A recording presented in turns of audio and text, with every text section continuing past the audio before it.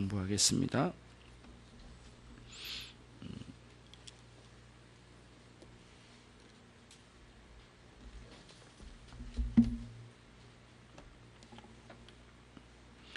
자, 거기 보시죠. 소요리 문답 제20문. 하나님께서 모든 인류를 죄와 비참한 상태에서 멸망하게 버려두셨습니까?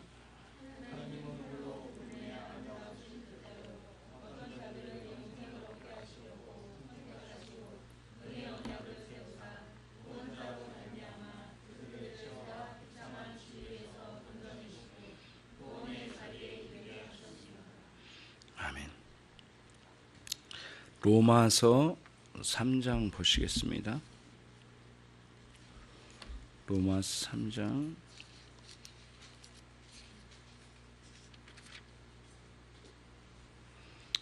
23절로 4절입니다.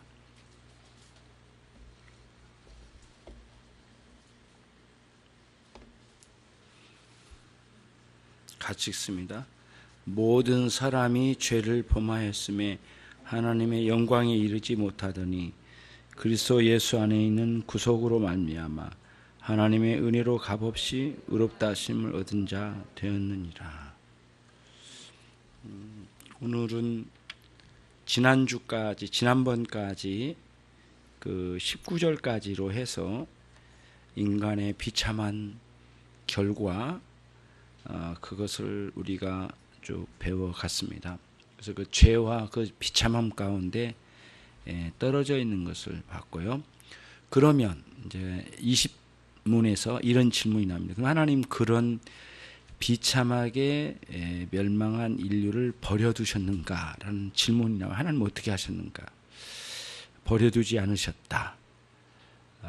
그러면 구원하셨는데 어떻게 구원하셨느냐가 문제인데, 은혜의 언약으로 구원하셨다.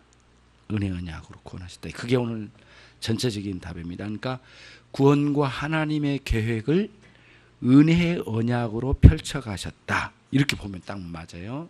네, 은혜의 언약으로 펼쳐가셨다. 그럼 이제 거기 주보를 한번 보세요. 주보를 보실 때 1번에 보시면 인류의 타락으로 인하여 죄와 비참한 가운데 멸망하게 되었는가? 그렇지 않다. 하나님은 멸망한 사람 중에 어떤 사람은 그 죄의 비참한 상태에서 구원하시기로 하셨다. 그래서 구원의 상태로 이끌어내셨다라고 하는 거예요. 그래서 그러면은 이거를 이제 우리가 어떻게 아느냐, 구원의 길로 어떻게 아느냐라고 할 때 빌립보서 1장 28절, 거기 하나, 둘, 네 번째 줄에 빌립보서 1장 28절에 있죠. 저희에게는 멸망의 빈거요, 너희에게는 구원의 빈거니 이는 하나님께로서 난 것이니라, 이렇게 돼 있죠. 여기서 빈거라고 하는 말은, 그 빈거라는 말은 어떤 사실을 증거할 수 있는 증거 말입니다. 증거. 어떤 사실을 밝혀주는 증거가 빈거예요. 이게 요즘 잘 쓰지 않는 용어인데, 어떤 사실이 있는 거를 이렇게 밖으로 끌어내서 그게 실제로 있었다는 걸 드러낸다는 거예요. 그게 뭐냐면은 빌립보서 1장 28절에 나와 있는 내용인데, 앞부분을 제가 생략을 시켰는데, 앞부분에 뭐가 있냐면은 그리스도인의 진정한 생활의 열매예요.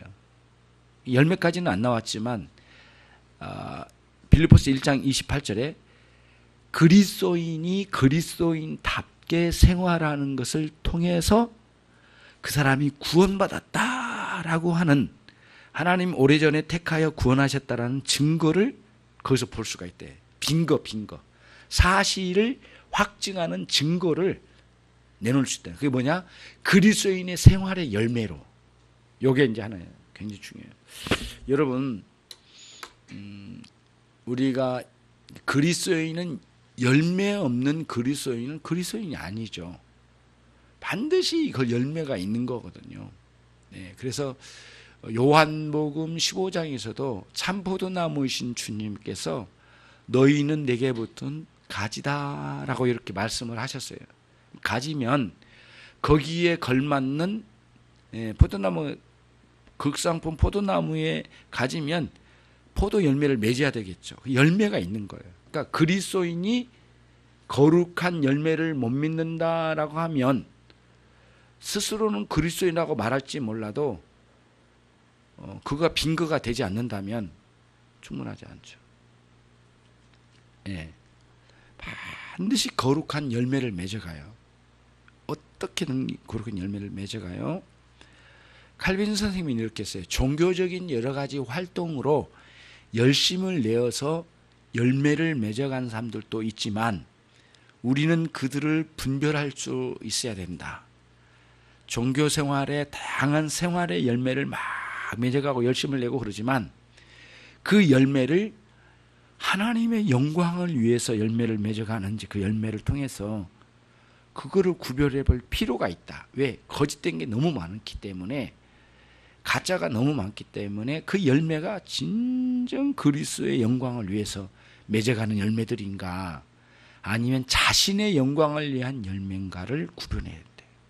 예, 특히 종교생활 속에서. 왜냐하면 이단들도 너무 열심을 많이 내니까 저런 열심만 내면은 참 그리스도인인가라고 하는 착각을 일으킬 수가 있다는 거예요. 근데 그런 그 이단들이 가지고 있는 이런 열심 같은 것들이 주님의 영광이 목적이 아니고 자신의 영광이 목적이 되어 있는 사람들이라. 그러니까 그 이단들의 열심을 내는 것은 열심 자체는 뭐 어떨지 모르지만은 그게 옳은 게 아니란 걸 이제 보여주죠. 그래서 여러분과 저의 삶에 구원의 빈거가 있느냐 이거예요. 그러니까 그리스도인의 거룩한 생활에 열매가 있느냐 바뀌어져야죠.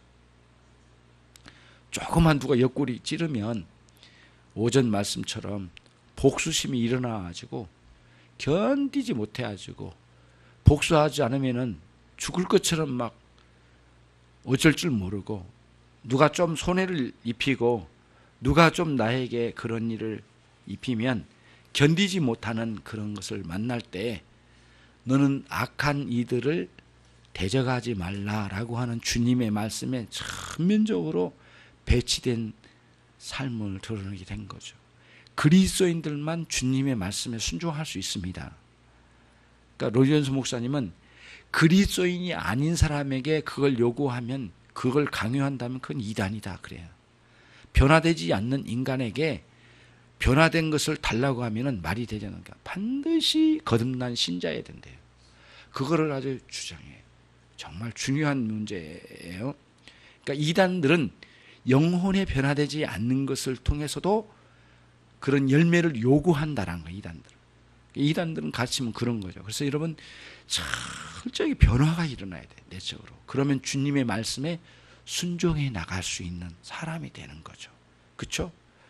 그렇게 이제 생각해 볼 수가 있어요. 자, 그리고 이제 이런 거죠. 그 네 번째 줄에 보시면 하나님은 선택하셨던 모든 선민들, 택한 민족들을 백성들을 구원의 상태에 이르게 하십니다. 구원의 상태에 이르게 하십니다. 데살로니가 후서 2장 13절이거든요. 예. 거기를 한번 볼까요? 데살로니가 후서 2장 13절. 거기 보면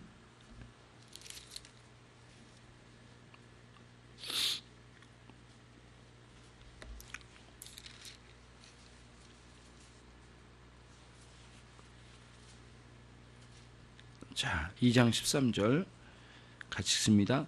주의 사랑하시는 상대들아, 우리가 항상 너희를 위하여 마땅히 하나님께 감사할 것은 하나님이 처음부터 너희를 택하사 성령의 거룩하게 하심과 진리의 믿음으로 구원을 얻게 하심이니. 자, 천천히 읽기로 했어요. 우리가 수련회에서 약속했잖아요. 천천히 읽어요. 성경 읽을 때 저 따라오면 돼요. 제가 늦게 읽으면 늦게 읽은 대로 따라오시면 돼요. 천천히 생각하면서.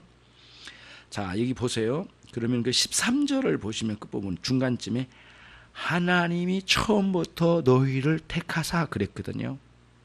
근데 택한지 안 택한지는 알 수가 없어. 근데 그 다음에 뭐라고 나오냐면 성령께서 거룩하게 하심과 하나, 그 다음에 또 그 다음 뭐죠? 진리를 믿는 믿음으로 구원을 얻게 하심. 다시 말하면 두 가지입니다. 하나는 성령의 거룩하게 하심, 진리를 믿는 믿음을 주시는 것.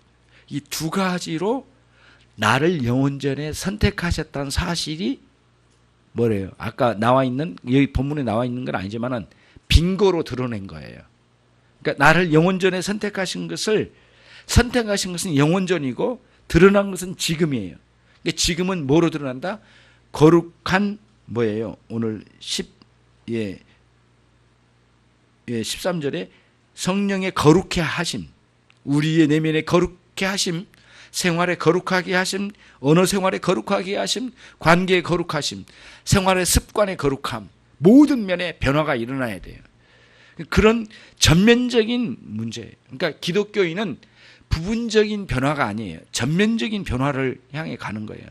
그러니까 어떤 한 생애에 혁명이 일어나지 않으면 안 되는데 거룩한 변화예요. 이 변화가 뚜렷하게 드러나는 사람이 만세전에 나를 구원하셨다는 사실을 빙거로 드러낸다는 거예요. 빙거로. 그 다음에 진리를 받아들여 믿는 그 진리, 하나님 복음 진리를 믿는, 받아들여 믿는 믿음이, 그 믿음이 두 가지가 우리로 하여금 만세전에 나를 택하셨다는 사실을 확증시켜 나가는 거예요. 이 논리를 잘 여러분들이 생각을 해 나가요.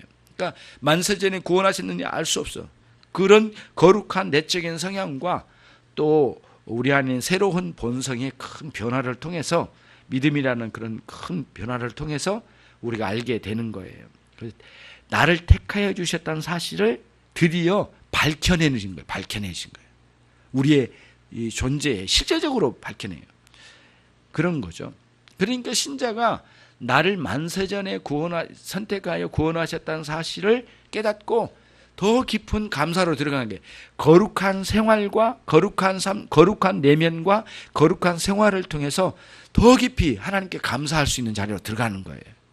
예. 그러니까 감사가 자꾸 뭐 성공하고 뭐 입시에 합격하고 뭐 어디 뭐 좀 뭐 승진하고 맨날 이런 식의 그 감사의 조건으로 가는 것은 굉장히 비상적인 거예요.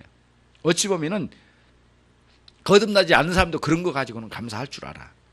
그렇잖아요. 거듭나지 않은 사람들도 그런 걸 아이고 나에게 유익하게 보인 거예요.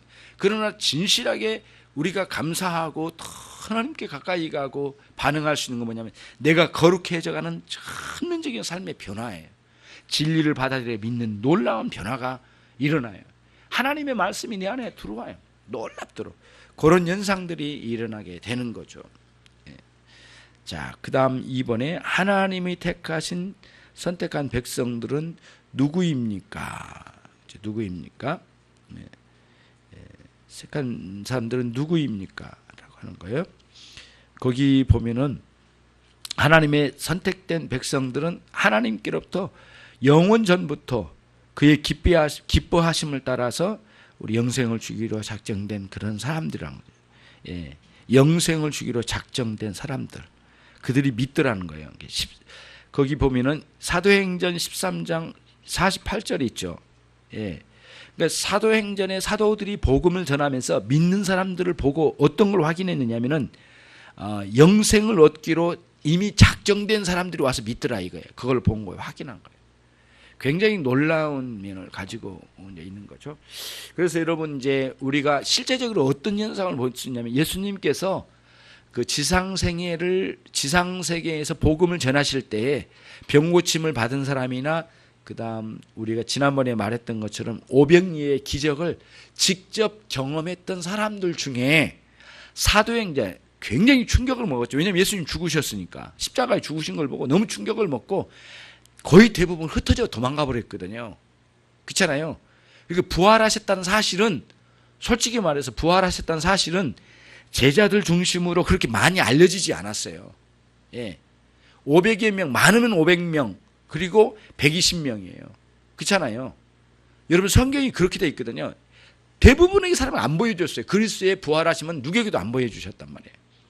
제자들 중심으로만 몇 사람에게만 보여줬다. 그러니까 흩어져서 도망가 버린 사람들이 예수님은 십자가에 무참히 죽으셨다, 거기까지만 알지 부활하셨다는 사실은 받아들이기 어려운 거지. 자기 눈으로 확인을 못했기 때문에. 그런데 큰 변화가 일어난 게 오순절에 성령의 역사하심에 3,000명, 5,000명이 몰려왔다고 했잖아요. 그 숫자가 오병이어의 기적에 5,000명이 먹고 남은 그 사건이 있잖아요. 그것과 상당히 겹쳐진 거예요. 그 사람들이. 그러니까 아무나 온 게 아니에요. 너무 충격적인 거예요. 예수님이 죽으시고 오순절까지 왔는데 그게 50일 걸렸거든요. 이 50일 동안 굉장한 충격과 혼란 속에 있는데 사람들이 거기서 회심하는 놀라운 역사를 봤어요. 이미 주신 말씀을 듣긴 들었지만 회심을 경험한 것은 어디서? 오순절의 성령의 역사하심 속에서 막 경험한 거예요. 거기서 뒤집혀진 거죠. 그래서 회개가 3,000명 하루에 이렇게 변화를 받아서 돌아왔다라는 말씀이 증거가 사도행전에 나오잖아요. 사도행전에서 그 방언을 했다고 하는 게 주 내용이 아니고 3,000명이 그리스도께로 돌아왔다라는 게 주 내용이에요. 핵심적인 요소예요. 핵심은 그거여야 되거든요. 지난번에 우리가 공부를 했었잖아요. 그런 거예요. 그래서 그 사람들이 드디어 놀라운 변화를 받은 거예요. 주님을 직접 봤지만은 정말 변화를 받게 되는 그런 놀랍게 회심하여 변화가 된 것은 그 사도행전의 그런 오순절의 역사하심을 통하여 전면적으로 일어났어요. 그때부터는 어때요? 어떤 변화가 일어나냐면은 나를 잡아다 죽인다 하더라도 나는 그리스도인이야. 살아계신 우리 주 예수 그리스도의 제자들이라고 이런 식의 복음을 전했어요. 그래서 그 사람들이 밖으로 나간 거예요. 결정적으로 예루살렘에서 나가게 된 사건이 하나 있어요. 예루살렘에서. 누구죠? 어떤 집사님? 어떤 집사님의 순교? 스데반 집사님의 순교가 하나의 폭탄이 됐어요. 그래서 예루살렘에만 머무를 수 없게 터져버린 거예요. 그래서 폭탄이 터진 거예요. 그래서 밖으로 나간 거예요. 그래서 사마리아 다른 나라로 막 흩어진 이유가 거기에 있어요. 여러분, 우리 대한민국의 기독교 역사 중에 중요한 게 뭐냐면은 평양에 유교가 일어나기 전까지 가지고 있는 그 복음의 능력이 엄청났다고 그래요. 그래서 평양 대부흥이라는 책이 있잖아요. 거기 보면은 주일 아침에 4시, 5시, 아니 4살, 5살, 6살 이런 애들이 엄마와 함께 전도지를 가지고 도시를 돌아다니면서 복음을 전했다는 내용이 나와요. 그리고는 수많은 사람들이 오는데 심지어는 몸을 파는 색시집의 사람들도 회개하고 돌아와 버린 거예요. 그래가지고 어느 정도 충격적이냐면은 색시집의 그 기둥서방들이 프랭카드를 들고 교회 앞에 와 산정인교회 앞에 와서 데모를 했대요. 우리 굶어 죽게 생겼다고. 왜 니네들이 전도해가지고 우리 색시들 다 회심해가지고 교회를 다 데려가 버렸냐고 데모를 했답니다. 얼마나 많은 변화가 일어나게 충격이래요. 큰 충격이 일어난 거예요. 대부분의 평양에 있는 장사하신 분들이 다 문을 닫았대요. 난 주일 쉽니다. 하나님을 크게 만난 거예요. 그 사진 같은 거 보면은 어린아이가 그 엄마와 손잡고 작은 골목을 따라서 이렇게 전도지를 나눠준 장면도 있어요. 굉장히 놀랍습니다. 큰 변화가 일어났거든요. 그래서 1907년에 대부흥이 있어요. 그래서 여러분, 뜨거운 기독교의 역사의 일면을 평양 대부흥에서 만나볼 필요가 있어요. 그 이야기를 한번 들어보시면 굉장한 충격입니다. 수많은 사람 구름대처럼 와가지고 앉아있을 자리가 없었대요. 예배당에. 그런 부흥의 역사가 있었거든요. 예. 그런 거죠. 그런 부흥의 역사가 있는 거죠. 그런 것을 통해서 이제 우리가 크게 그들이 영생을 얻기로 작정된 사람이라는 것을 이제 깨달을 수가 있었던 거예요. 사도행전에서 이제 그런 부흥이었던 거예요. 3번, 세 번째. 그의 백성들이 구원을 받는 것은 어떠한 하나님의 언약의 효능이었습니까? 그랬어요. 행위 언약은 아니었고, 왜냐하면 아담과 하나님 사이에 맺었던 행위 언약은 이미 파기됐고 실패했고, 그러면 뭐가 이제 문제죠? 무슨 언약이에요? 은혜 언약이었다는 거예요. 은혜 언약.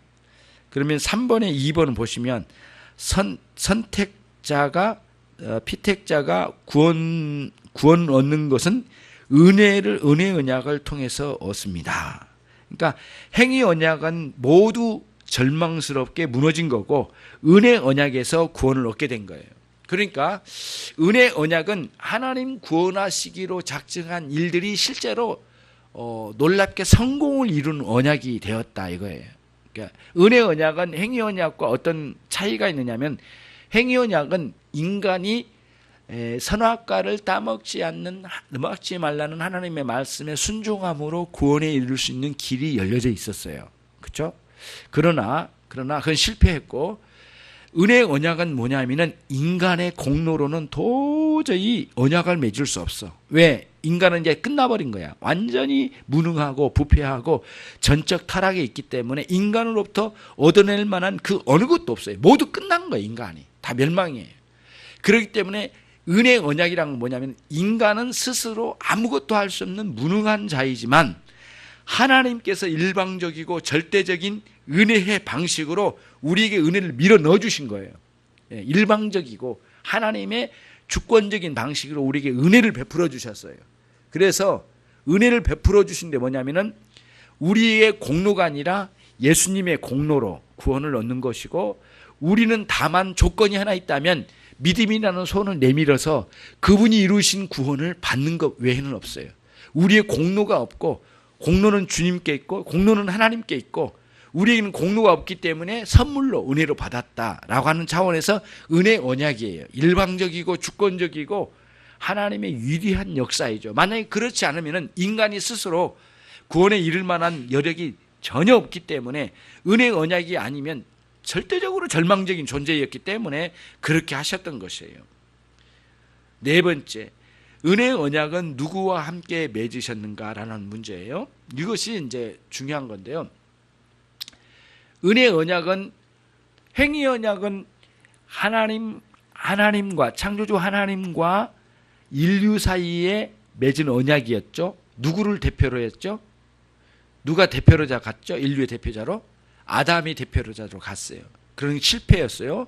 그러나 두 번째 아담으로 오신 예수 그리스도께서 새로운 언약, 은혜 언약의 주체가 되셨고 예수님을 믿기로 작정되어진 사람들을 대표로 한 주님께서 하나님 아버지와 언약을 맺으신 거예요. 그래서 그 언약 속에는 뭐가 있느냐? 은혜 언약 속에는 인간을 대신하여 형벌을 받을 것을 약속한 그리스도의 대신 형벌 받으심이 약속되어졌고 그리고 예수님은 완벽하게 인류를 위하여 대신 형벌을 받아서 죽게 그 벌을 대신 받으심으로 이제 그 그리스도 안에 들어온 모든 사람들이 구원을 얻게 되는 그런 이치로 역사해 주셨어요.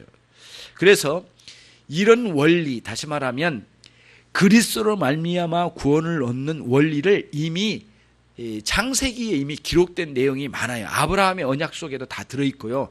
이게 숨겨져서 잘 이해를 못했지만은 그런 거죠. 예를 들면은 갈라디아서 3장 16절인데요. 거기 한번 가보겠습니다. 갈라디아서 3장 16절.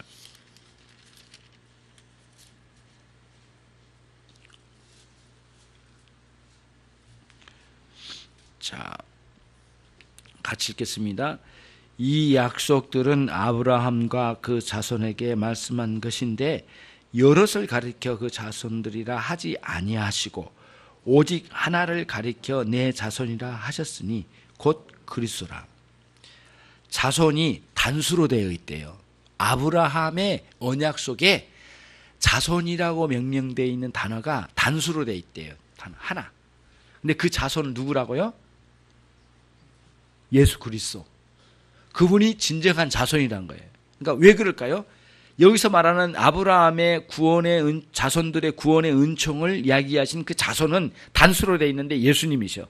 그래서 예수 그리스도를 통하여 구원을 얻을 모든 사람들을 예비하신 차원에서 아브라함의 자손의 개념이 있어요. 그래서 아브라함의 자손이라고 하는 것은 단수의 개념을 가지고 있는데 그리스도 안에서만 구원을 얻는 것을 계획하셨기 때문에 예수님만 오로지 자손이라고 하는 명칭을 붙여야 한다. 그런 개념이에요. 그러면서 동시에 뭐가 있어요?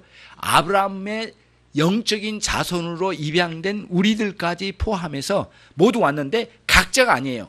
그리스도 안으로 들어와서 한 몸이 된 거예요. 예. 그런 개념이 이제 이미 아브라함의 언약 속에 잠겨져 있었던 내용이라는 거예요. 그런 차원에서 그리스도를 통한 구원을 얻는 장치가 은혜 언약이에요. 그리스도를 밖으로 나갈 수가 없고 그리스도를 통한 구원의 은총을 우리에게 주신다 함을 말씀해 주신 것이죠. 그래서 이제 5번이 가장 이제 핵심적인 내용이에요. 5번을 한번 질문을 한번 읽겠습니다. 하나님께서 선택된 자들의 머리와 대표로서 그리스도와 세우신 언약은 무엇입니까? 은혜 언약이죠. 은혜 언약. 근데 그때 은혜 언약의 속 내용은 뭐냐? 5번에 이제 쭉 나온 거예요.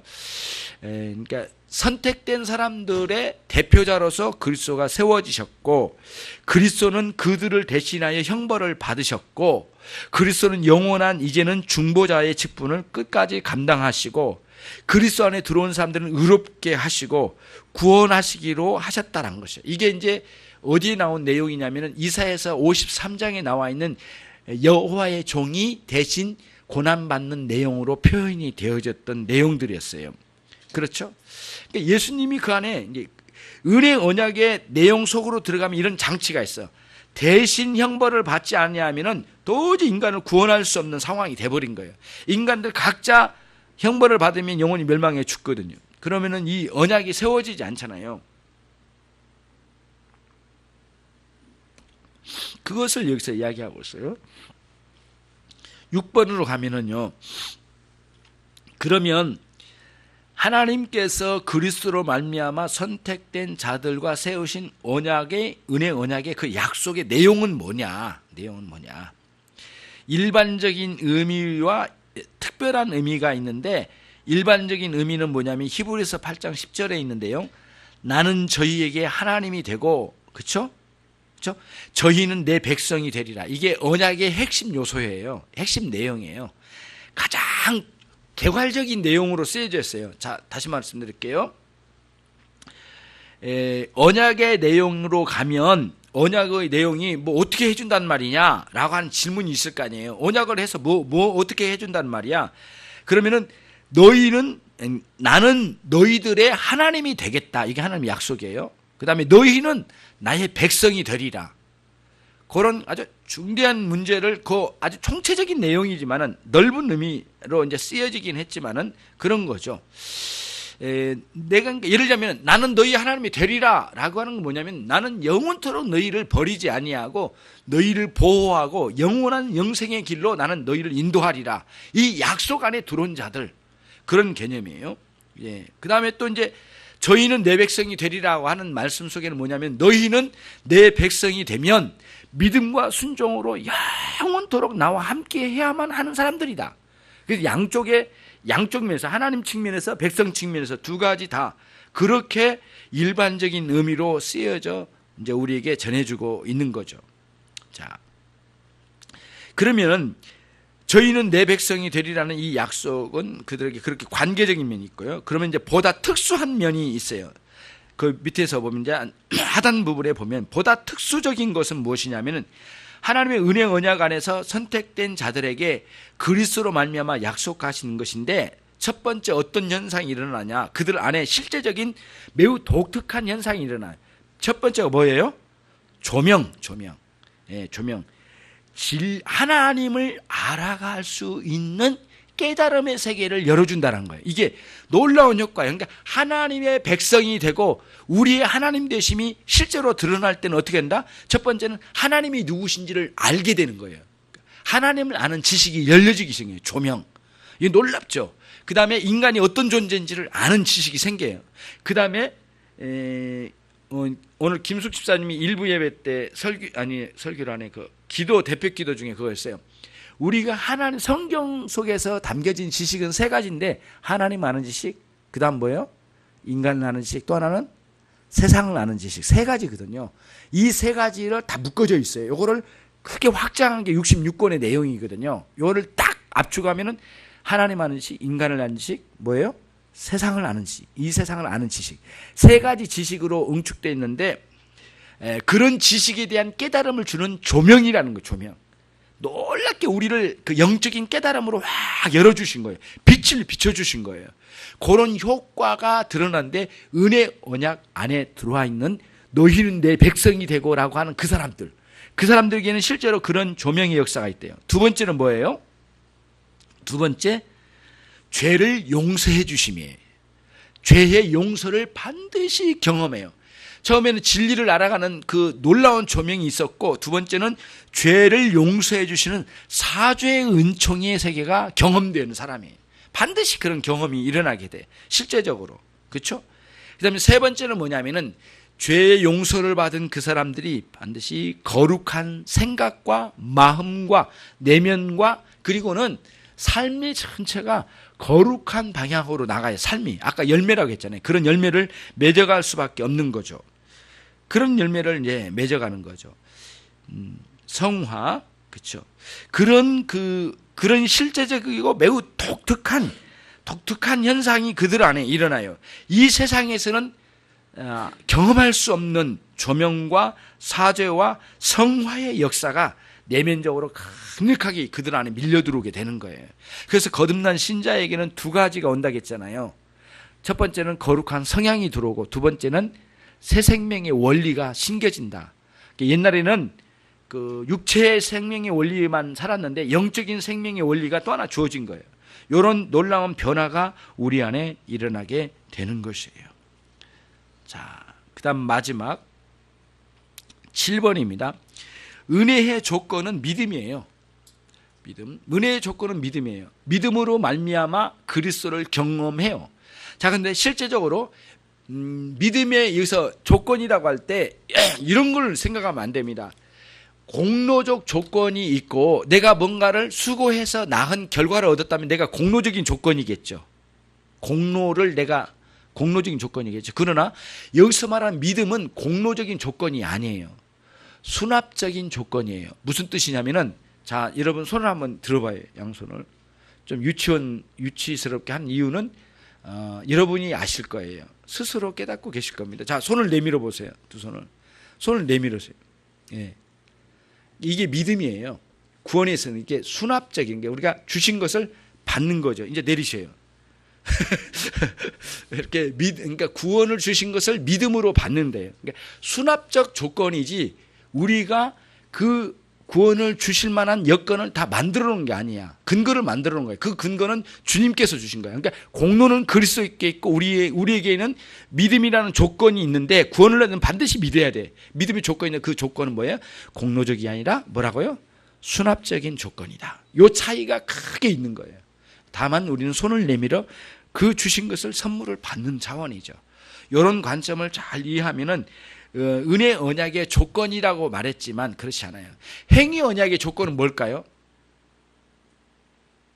행위 언약의 조건은 수납적인 것이 아니에요. 행위 언약의 조건은 뭐랄까 공로적인 조건을 요구했던 거예요. 근데 그 공로적인 조건이 실패를 해버린 거예요. 근데 인간은 영원토록 공로적인 조건을 요구하지 않으셔. 이제는 뭐예요? 수납적인 조건을 요구하세요. 믿음과 순종이라고 하는 조건을 요구하세요. 그렇죠? 그래서 그런 관점에서 은혜 언약은 전체적으로 볼 때 우리에게 일방적인 하나님의 은혜의 차원으로 오셨다는 의미에서 은혜 언약이라고 그래요. 만약에 우리의 공로가 있다면 행위 언약으로 바뀌어버릴 거예요. 그러면 여기서 이제 여러분이 잘 한번 생각해 보세요. 자, 그 유대인들의 율법주의자들이 있잖아요. 율법주의자들은 교리가 있어요. 그들도 뭐냐면은 율법을 끝까지 완전하게 순종하면 구원의 역사가 우리 가운데 임할 것이라고 하는 그런 나름대로 교리를 가지고 있어요. 율법주의자들이. 그럼 율법주의자들은 은혜 언약의 방식입니까? 행위 언약의 방식입니까? 그렇죠. 율법주의자는 행위 언약의 방식을 추구했던 거예요. 은혜 언약을 거절한 차원이에요. 그래서 그 그림이 완전히 반대로 되는 거예요. 그러면은 알미니안주의자들이나 이런 사람들은 협상을 하는 거예요. 은혜 언약도 있고 행위 언약 차원에서도 가야 된다. 두 개를 같이 가져가려고 하는 사람들이 이 알미니안주의자들이었어요. 칼빈주의는 끝까지 은혜 언약의 토대에 교리의 가르침에 굳게 세웠던 거예요. 이런 차이예요. 그래서 여러분들 이제 로마 카톨릭이나 또 뭐 어떤 그런 교단이 있잖아요. 막 사람들의 노력으로 구원을 이루는 것처럼 막 헌신봉사 노력으로 해서 그걸 구원을 막 완성할 것처럼 막 이렇게 다구치는 그런 방식의 신앙을 촉구하는 그런 교단들이나 가르치는 목회자들이 대개 은혜의 언약을 약화시킨 거예요. 그리고 어디로 가요? 행위 언약 쪽으로 간 거예요. 이미 아담이 실패해서 인류가 망해버린 그 방식, 옛날 거가 그리운 거예요. 이 인간 죄성이 그쪽으로 간 거예요. 그래서 성경의 깊은 내용으로 들어가지 않으면 옛날에 그것, 아담이 받았던 행위 언약의 조건의 방식으로 또 나가려고 그래. 그러니까 거기에는 누가 필요 없어요? 예수가 필요 없어. 거기에는 예수의 영생이 필요 없어. 내가 이루는데 뭐하게. 예수님이 나를 위하여 십자가에 죽으실 이유도 없어. 내가 이루는데. 그래서 항상 그 행위 언약의 차원으로 관점으로 보면은 예수님의 십자가가 필요 없는 기독교를 요구하는 거예요. 그런 흐름을 여러분 잘 봐야 돼요. 그러면 이제 그래도 예수 그리스도의 십자가를 부정하진 않지만 그럼 예수 그리스도의 십자가는 어디다 쓰냐? 모범적인 곳에만 써요. 그 사람들이. 어떻게 해요? 야, 희생해라. 가서 희생해. 예수처럼 닮아가. 예수처럼 희생해라니까 남들을 돕고 가난한 사람 돕고 이쪽으로 이제 가는 거예요. 그러니까 예수의 십자가를 뭐랄까요? 모범의 차원에서만 십자가를 받아들이고 구원의 근거로서는 받아들이지 않고 그 다음에 구원의 근거는 어디로 가요? 행위 언약 쪽으로 튀어나가는 거예요. 이런 그림이 전체적으로 오는 거예요. 그래서 은혜의 언약을 우리가 배운 이유가 거기에 있어요. 그렇죠? 그런 면에서 끝없이 이단들은 이 행위 언약에 매여 있는 사람들이에요. 그렇죠? 이것을 여러분들이 충분히 이제 눈치채서 알게 되었을 거라고 봅니다. 그렇죠? 기도하겠습니다.